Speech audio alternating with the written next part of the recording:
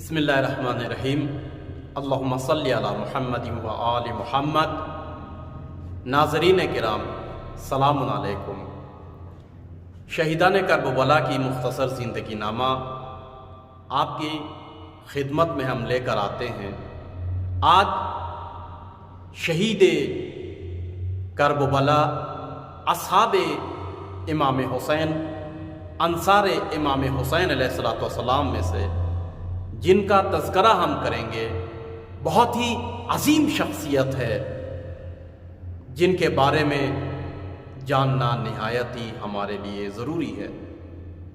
آپ کا اسم گرامی جناب عابس ابن ابی شبیب شاکری ہے۔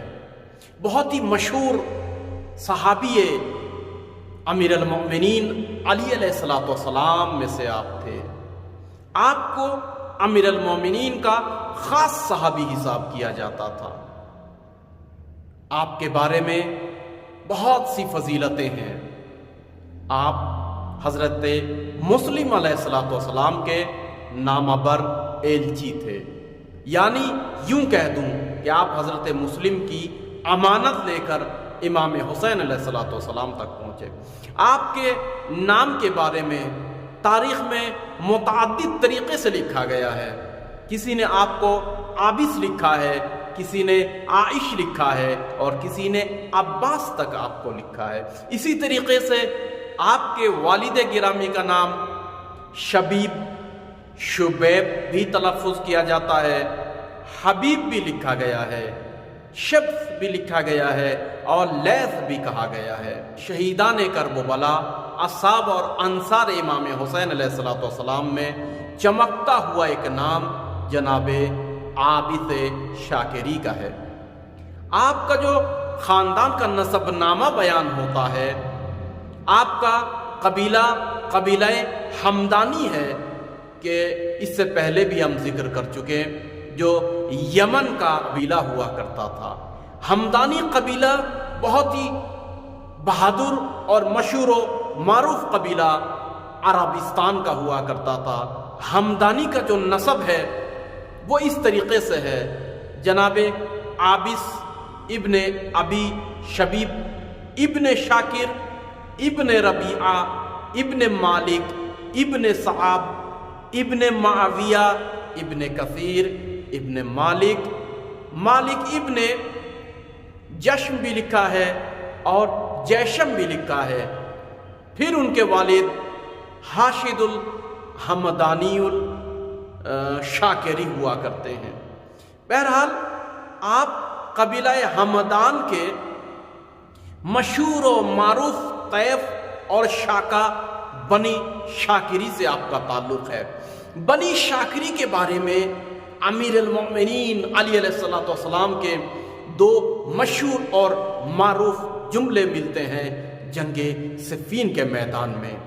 ایک بنی شاکر کے بہادری، شجاعت اور ایک عبادت کے بارے میں۔ اس قبیلے کی شجاعت کے بارے میں امیر المؤمنین نے فرمایا ہے کہ اگر بنی شاکر کے 1000 افراد موجود ہوں کسی لشکر میں، تو دنیا میں اسلام کے علاوہ اور کوئی مذہب نہ ہو۔ جی ہاں، یہ عجیب جملہ ہے امیر المؤمنین علی علیہ السلام کا۔ اسی طریقے سے عبادت کے بارے میں وہ بھی ہم آگے چل کر بیان کریں گے۔ آپ کوفہ کے رہنے والے تھے۔ آپ نے کوفہ میں سکونت اختیار کی، اور اسی کے ساتھ ساتھ بنی شاکر کے آپ سردار ہوا کرتے تھے۔ جہاں تک تعلق ہے آپ کی شخصیت اور فضیلت کے بارے میں، تو یہ کافی ہے کہ آپ امیر المؤمنین حضرت علی علیہ السلام کے خاص صحابیوں میں سے شمار ہوتے ہیں۔ اسی طریقے سے آپ امام حسین علیہ السلام کے اصحاب میں شمار کیے جاتے ہیں۔ آپ کوفے کے مشہور اور معروف شخصیتوں میں سے ہیں، یعنی کوفے کے بزرگ شخصیتوں میں سے آپ ہیں۔ آپ خطابت میں اور سخنوری میں زمانے کے یکتا تھے، فصیح و بلیغ خطبہ آپ بیان کیا کرتے تھے، آپ اہل تہجد تھے، آپ عبادت میں بہت ہی مشہور تھے، اور چونکہ بنی شاکری کی عبادت کے بارے میں جنگ صفین میں امیر المؤمنین علیہ الصلوۃ والسلام کا یہ قول بہت ہی مشہور اور معروف ہے، لو تمت عدتہم الفا لعبد اللہ حق عبادتہ، اگر 1000 بنی شاکر کے لوگ عابد مل جائیں تو خداوند عالم کی عبادت کا حق پورا ہو جائے۔ اللہ اکبر۔ امیر المؤمنین نے جن کی عبادت کے بارے میں یہ تعریف بیان کی ہے، وہ عبادت میں کیسے ہوں گے؟ جب جنگ صفین واقع ہوا تو جناب عابس آگے آگے تھے، اور امیر المؤمنین کے لشکر میں آپ نے نمایاں کردار ادا کیا۔ آپ جنگ میں نڈر، شجاع، دلیر، بہادری کے ساتھ جنگ کی اور دادے شجاعت لی، یہاں تک کہ لکھا ہے کہ آپ کے چہرے مبارک پر کرب و بلا میں ایک گہرا زخم تھا۔ مختلف علتیں اس کی لکھی گئی ہے، لیکن جو مؤثق بات ہے وہ یہ ہے کہ جنگ صفین میں آپ نصرت امیر المؤمنین میں، حمایت حق امیر المؤمنین میں آپ زخمی ہو گئے تھے، اور وہی نشان آپ کے چہرے مبارک پر رہ گیا تھا، وہ گھاؤ کبھی نہ بھرا، بلکہ میں اس طریقے سے کہتا ہوں وہ نشانی، وہ علامت ہے حب علی اور شجاعت اور دلیری کی۔ آپ کا جو طائفہ ہے عرب میں بہت ہی شجاعت کے لیے مشہور تھا۔ آپ کے طائفے کے بارے میں 2 جملے معروف تھے، جب بھی آپ کے قبیلے اور طائفہ کے کسی جوان کو کوئی دیکھتا تھا تو کہتا تھا فتیان الصباح، یعنی صبح کے جوان، اور اسی طریقے سے فتیان العرب، یعنی عرب کا جوان مرد۔ کیوں فتیان الصباح کہا جاتا تھا؟ اس لیے کہ دیکھیے پرانے زمانے میں اغلب جو جنگیں ہوا کرتی تھی اور جنگوں کا جو نتیجہ نکلتا تھا وہ صبح کو، اور صبح میں جو معرکہ ہوتا تھا اس میں جو کامیاب ہو جائے اس کو بہادر سمجھتے تھے، لہذا قبیلہ ہمدان کے بنی شاکر کو بہت ہی زیادہ بہادر سمجھا کرتے تھے۔ البتہ جناب عابس کے لقب کے بارے میں شاکری بھی جیسے کہا جاتا ہے، یعنی بنی شاکر سے آپ کا تعلق ہے، ہمدانی بھی کہا جاتا ہے، چونکہ بڑا قبیلہ اس سے فراتر جو تھا وہ ہمدانی تھا۔ اسی طریقے سے وادعی بھی کہا جاتا ہے، لیکن وادعی اس لیے کہا جاتا ہے کہ قبیلہ ہمدان سے ایک شاخ نکلتا ہے، پھوٹتا ہے، جس کا نام وادع ہے، اور دونوں ساتھ ساتھ رہتے ہیں، قبیلہ ہمدان کے شاخہ شاکری بھی اور طائفہ وادعی بھی، لہذا ایک طائفہ ایک شاخہ ہونے کی وجہ سے اور قربت اور نزدیکی کی وجہ سے آپ کو شاکری بھی، ہمدانی بھی، وادعی بھی کہا جاتا تھا۔ کوفہ میں آپ کا گھرانہ مشہور شیعہ امیر المؤمنین علیہ الصلوۃ والسلام میں تھا، اور علم رجال میں آپ کو رجال شیعہ میں حساب کیا جاتا تھا۔ جب کوفے میں حضرت مسلم ابن عقیل امام حسین علیہ الصلوۃ والسلام کے ایلچی اور نامہ بر جانشین وارد ہوئے تو جناب مختار کے گھر پہ جناب مسلم ابن عقیل نے جلسہ کیا اور اہل بیت کے چاہنے والے خواص کو وہاں پر جمع کیا۔ اس اجتماع میں حضرت مسلم ابن عقیل نے امام حسین کا مقدس خط نامہ پڑھا۔ اس خط کو پڑھنے کے بعد امام حسین علیہ السلام کے جانشین کے سامنے سب سے پہلی جنہوں نے جوشیلی تقریر کی اور بیعت امام حسین علیہ السلام کی حامی بھری اور بہت ہی مختصر اور مفید گفتگو کی، وہ جناب عابس شاکری ہیں۔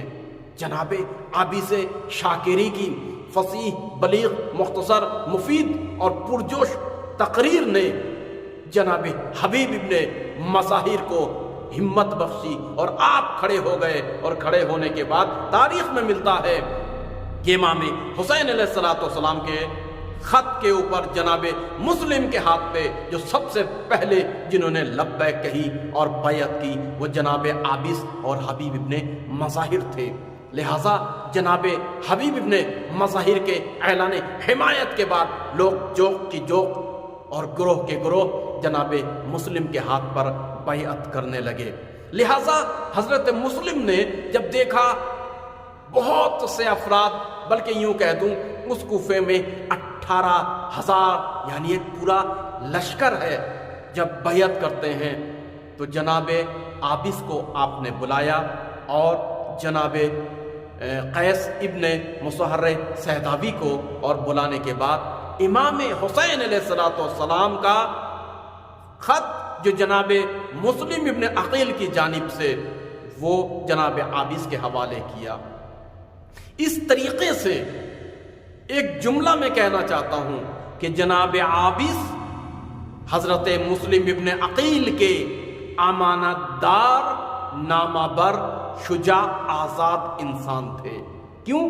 اس لیے کہ دیکھیے خط جتنا اہم انسان ہوتا ہے اتنا ہی اس کی جانب سے وہ پیغام جانے والا ہوتا ہے، اور پھر مقصد پر جو انسان جتنا عظیم ہوتا ہے اس کے لیے اتنا عظیم مرتبت والا انسان کو چنا جاتا ہے اس کی خدمت میں بھیجنے کے لیے۔ لہٰذا جناب مسلم جیسی شخصیت کوفے میں کوئی نہیں، اور کائنات میں اس وقت میں امام حسین جیسی عظیم شخصیت کوئی نہیں۔ اور یہ جو خط، یہ جو راز حضرت مسلم ابن عقیل بھیج رہے تھے وہ عام خط نہیں ہے، بہت ہی اہم خط ہے۔ لہٰذا اس کے لیے بھی عام انسان کو تلاش نہیں کیا جا سکتا، بلکہ جو خیانت نہ کرنے والا، ذرہ برابر بھی جس کی خیانت میں شک نہ ہو۔ یہی وجہ ہے کہ جناب عابس نے مختار کے گھر پہ جو اپنی تقریر کی اس کے آخر میں یہ جملہ کہا کہ اے حضرت مسلم آگاہ ہو جائیے، جان لیجئے میں جو قربانی دوں گا، میں جو آپ کا ساتھ دوں گا، بیعت کروں گا، اور آخری قطرہ خون تک نصرت امام حسین میں راہ حق میں ڈٹا رہوں گا۔ اس کے لیے مجھے کوئی پاداش، کوئی اجر نہیں چاہیے، میں صرف ثواب کی نیت سے کر رہا ہوں۔ دیکھیے عجیب بات ہے، کیونکہ آج لوگ جب بھی اپنے رہبر، اپنے گائیڈ، اپنے ہادی، اپنے ایون مولانا عالم دین کے پیچھے کوئی کام کرنا چاہتے ہیں تو اس کے پیچھے کوئی مقصد ضرور ہوتا ہے کہ کچھ ہمیں مل جائے۔ مخلص انسان چاہیے۔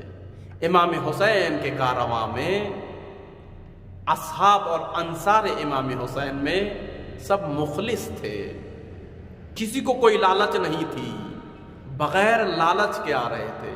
بہرحال ایک سوال یہاں پر لوگ کرتے ہیں کہ جناب عابس شاکری جو شاکری قبیلے کے سردار ہوا کرتے تھے، کوفے میں ان کا رعب تھا، اثر تھا، تو انہوں نے جناب مسلم کے ساتھ جنگ کیوں نہیں کی ہم رکاب میں عبید اللہ ابن زیاد کے خلاف؟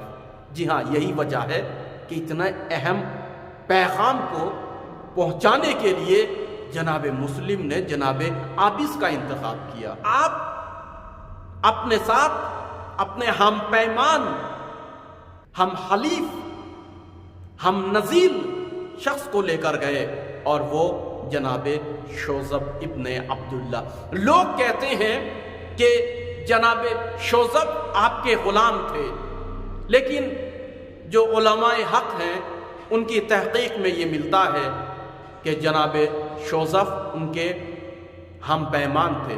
جناب شوذب کو غلام بھی کہا گیا ہے، لیکن حقیقت میں لگتا ہے کہ آپ ہم پیمان تھے، چونکہ جناب شوذب ابن عبداللہ کوئی عام انسان نہیں تھے، وہ بھی مکتب اہل بیت کے بہت ہی بزرگ شخصیت میں سے تھے۔ بہرحال ان کا تذکرہ ہم بعد میں کریں گے۔ نماز ظہر کا وقت ہوا، امام حسین علیہ السلام نے نماز جماعت پڑھی۔ جس شخص نے امام حسین کے سامنے اپنا سینہ سپر کیا، بغیر کسی ڈھال اور خول پہنے ہوئے وہ جناب عابس تھے کہ تیر لگے تو میرے اوپر، جان جائے تو میری۔ دیکھیے اس طریقے سے ادعا کرنا بڑا آسان ہے، لیکن اپنی جان کو راہ خدا میں قربان کرنا اتنا آسان نہیں ہے۔ لہذا اگر کسی کو راہ خدا میں جان دینی ہو تو وہ آئیڈیل بنائے حضرت عابس کو، اور راہ خدا میں بیکار جان نہیں دی جاتی، بلکہ انسانیت کی نجات کے لیے، بلکہ ظلم کو ختم کرنے کے لیے راہ خدا میں جان دی جاتی ہے۔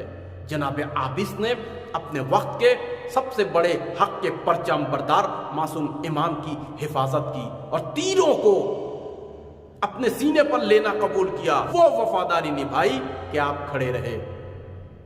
جناب عابس علیہ السلام نے نماز ظہر کے بعد اپنے غلام کو بلایا اور غلام سے پوچھا، یا یوں کہوں اپنے حلیف سے، ہم پیمان سے، جناب شوذب سے، کہ بتاؤ کیا ارادہ ہے، تم کیا چاہتے ہو؟ تو جناب شوذب نے کہا کہ آپ کے رکاب میں، یعنی آپ کے ساتھ اور فرزند نبی کے لیے شہید ہونا یہ میرے لیے باعث سعادت ہے، میں کیسے آپ کو چھوڑ کر جا سکتا ہوں، میں نصرت حسین میں جان دینا فخر سمجھتا ہوں۔ تو یہاں بھی جناب عابس نے کہا کہ دیکھو، اگر میرا کوئی عزیز کرب و بلا میں ہوتا تم سے بڑھ کر، تو میں بھی فرزند نبی پر اس کو قربان کرنا فخر سمجھتا اور اس میں کوئی کوتاہی نہیں کرتا۔ لہذا اس وقت تم میرے نزدیکی ہو، لہذا جاؤ، میں تمہیں حسین ابن علی پر اور حق کے راستے پر اور خدا کے لیے قربان کر دیتا ہوں۔ لہذا جناب شوذب گئے اور امام حسین علیہ السلام سے اذن جنگ لی، میدان میں جا کر آپ شہید ہو گئے۔ امام حسین علیہ السلام کے پاس جناب عابس آئے اور آنے کے بعد آپ نے پھر نصرت امام حسین کی تجدید بیعت کی اور اصحاب و انصار کے درمیان فصیح و بلیغ سخنرانی کی، جس کا لب لباب یہ ہے کہ زمانے گزشتہ، زمانے حال اور مستقبل میں آپ جیسی شخصیت کسی کو نہیں سمجھتا۔ اشرف الناس آپ ہیں، بعظمت ترین شخص زمین پر آپ کو سمجھتا ہوں، لہذا آپ کے اوپر اپنی جان کو قربان کرنا میرے لیے شرف ہے۔ اے امام، آپ مجھے رخصت کیجئے۔ اور آپ نے آخری سلام بھیجا ہے، السلام علیکہ یا ابا عبداللہ۔ پھر اس کے بعد جو کلمہ شہادت آپ نے جاری کی، وہ عجیب تفسیر اس کے اندر ہے، پھر کبھی انشاءاللہ علماء سے آپ پوچھ کے دیکھیے۔ آپ نے فرمایا، اشہد انی علی ہداک، میں گواہی دیتا ہوں یا امام حسین آپ کی ہدایت کے اوپر، کہ آپ ہدایت ہیں اور ہدایت کے چراغ ہیں۔ اسی طریقے سے آپ نے پھر فرمایا، وَہَدَا عَبِیک، کہ میں آپ کی اور آپ کے والد کی ہدایت کے اوپر ہوں اور جان دیتا ہوں۔ جی ہاں، آپ میدان کارزار میں گئے اور جانے کے بعد آپ نے بہادری کے ساتھ رجز پڑھا اور اپنا ہم مقابلہ آپ نے مانگا۔ میدان جنگ میں آپ نے کہا، ہے کوئی مرد جو میرے مقابلے آئے؟ تم میں کون مرد ہے؟ لیکن کوئی بھی مرد نہ تھا جو جناب عابس کے سامنے آئے، چونکہ وہ مشہور تھے، بہادر تھے، جنگجو تھے، جنگ کے فنون سے واقف تھے۔ جنگ صفین میں انہوں نے وہ مارکا دکھایا۔ لشکر عمر سات میں ایک شخص تھا کہ جس کا نام ربیع تھا۔ ربیع کہتا ہے کہ جب میں نے دیکھا کہ عابس میدان جنگ میں آئے تو میں نے ان کی بہادری، شجاعت اور بدن کے اندام اور چہرے کی نشانی سے پہچان لیا کہ یہ عابس ہیں، یہ عام شخص نہیں ہیں، چونکہ میں نے متعدد جنگوں میں ان کو جنگ کرتے ہوئے دیکھا اور ان کی بہادری سے میں واقف تھا۔ لہذا لشکر کے پاس میں آیا اور عمر سعد کے لشکر سے چلا کر میں نے کہا یہ شخص شیروں کا شیر ہے، ھذا اسد الاسود، یہ شیروں کا شیر ہے، اس سے جنگ لڑنا آسان نہیں ہے، کوئی بھی بچ نہیں پاؤ گے، اس کے مقابلے سے واپس نہیں آ پاؤ گے۔ لہذا ربی کی اس بات سے کوئی بھی سامنے نہیں آیا۔ جناب عابس نے پھر چلا کر فریاد بلند کی، مقابلہ طلب کیا، مگر کوئی مائے کلال نہیں آیا، کسی کی جرت نہیں ہوئی۔ جب کوئی مقابلے کو نہ آیا تو آپ نے اپنا زرہ پھینک دیا اور اپنا خول اتار کر پھینکا میدان کرب و بلا میں۔ کچھ لوگ وہ ہیں کہ جو عزاداری کرتے ہیں اور کپڑے اتار لیتے ہیں، وہ اپنے کپڑے اتار لیتے ہیں اور کپڑے اتار کر بھرے مجمع میں وہ عزاداری کرتے ہیں۔ جب ان سے پوچھا جاتا ہے کہ آپ کپڑے اتار کر کیوں عزاداری کر رہے ہیں تو وہ دلیل کے طور پر یہ جملہ کہتے ہیں کہ امام حسین کے صحابی اور انصار اور عظیم درجے کے امیر المومنین کے خاص صحابی جناب عابس ابن شبیب شاکری نے کرب و بڑا میں کپڑے اتار دیے تھے، لہٰذا ہم بھی نصرت اور حمایت امام حسین میں کپڑے اتار کر عزاداری کریں گے، جبکہ ان کا یہ ادعا غلط ہے۔ جناب مرتضی مطہری جیسی شخصیت یا جناب آیت اللہ بہجت جیسی شخصیت وہ فرماتے ہیں، یا متعدد مورخوں نے، ابن عباس قمی یا دوسرے لکھتے ہیں کہ آپ نے چونکہ ننگی تلوار ہاتھ میں لے رکھی تھی، ایک اس وجہ سے لوگ سمجھتے ہیں کہ برہنہ گئے ہیں، وہ شمشیر برہنہ تھی، نہ کہ لباس آپ نے نہیں پہن رکھا تھا۔ دوسرا جملہ یہ ہے کہ جب کوئی مبارز، کوئی مقابلہ کرنے والا نہیں آیا تو آپ نے اپنا زرہ اتار کر پھینکا اور اپنا خول اتار دیا۔ دیکھیے کہ اصطلاح ہے جنگوں میں کہ جب بھی کوئی انسان، ایون آپ نے پیروں سے زانو بند وغیرہ سب اتار دیے اور پھر سامنے آئے، کہا کہ اب تو میرے مقابلے پہ آ جاؤ، اب تو میں نے کچھ نہیں پہنا ہے۔ اس اصطلاح کو جنگ کے میدان میں اگر کوئی اسلحوں سے اور دفاعیہ سامان سے خالی ہو تو اس کو کہا جاتا ہے کہ یہ برہنہ ہے۔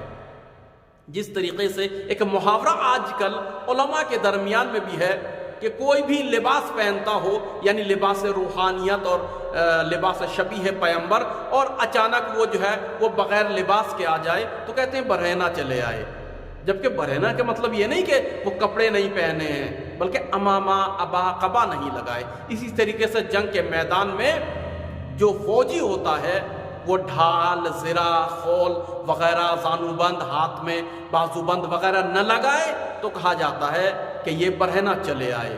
یہ برہنہ چلے آنا ان کی شجاعت کی دلیل ہے، ان کی غیرت کی دلیل ہے، ان کی بہادری کی دلیل ہے، نہ یہ کہ کپڑے اتار کر چلے آئے۔ لہٰذا میں یہاں اپنے جوانوں سے اور خصوصاً اپنے مبلغوں سے، اپنے ذاکر اور خطیب بھائیوں سے یہ عرض کرنا چاہتا ہوں کہ ان کی غیرت اور ان کی مردانگی پر تہمت نہ لگائیں اور تحریف نہ کریں۔ لہٰذا جوانوں کو آپ جو برہنہ کروا کر عزاداری کرتے ہیں اس کی جواز کے طور پر، کیونکہ یہ جملہ ہے فَلَمَّا رَأَى ذَلِكَ، جب انہوں نے دیکھا کوئی مقابلے کے لیے نہیں آ رہا ہے، یہ عبارت ہُبہُ میں اس طریقے سے أَلْقَى دِرْعَهُ، انہوں نے اپنی زرہ کو اتار پھینکا، وَمِغْفِرَ، اور اپنے خول کو، اور آپ جو ہے وہ برہنہ جنگ کرنے لگے۔ برہنہ سے مطلب یعنی بغیر زرہ اور بغیر خول کے۔ جی ہاں، تو آپ نے عمر سعد کے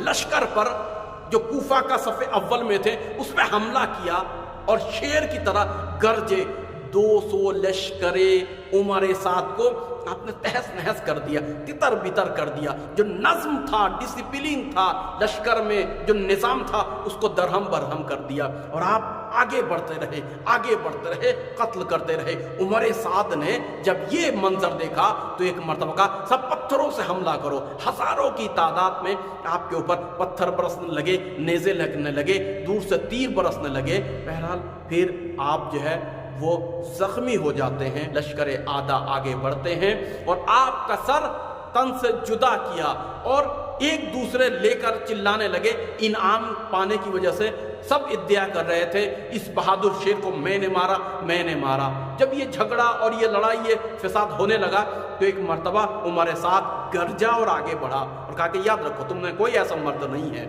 جو اکیلا اس شخص کو مار دے، لہذا چلو تم سب نے مل کر مارا، اس سر کو دے دو۔ اور اس سر کو لیا اور نعوذ باللہ من ذالک اس سر کو خیام امام حسین کی جانب، جہاں امام حسین تھے، اچھال کر امام حسین کے قدموں میں پھینک دیا اس سر مبارک کو۔ اس طریقے سے کربلا میں 3 شہیدوں کے سر کو جو ہے وہ خیمہ امام حسین کی جانب اچھالا گیا، آپ شہید ہو گئے۔ امام حسین علیہ السلام سر بریدہ لاشے کو خود اپنے ہاتھوں سے لے کر شہداء کے خیام تک آپ نے پہنچایا۔ واقعہ کربلا کے بعد قبیلہ بنی اسد نے اپنے ہاتھوں سے دفن کیا۔ وقت کے امام مہدی عجل اللہ تعالی فرج الشریف آپ کے اوپر سلام بھیجتے ہیں۔ زیارت رجبیہ میں، زیارت ناحیہ میں آپ کے اوپر سلام بھیجا گیا۔ السلام علی عابس ابن شبیب الشاکر۔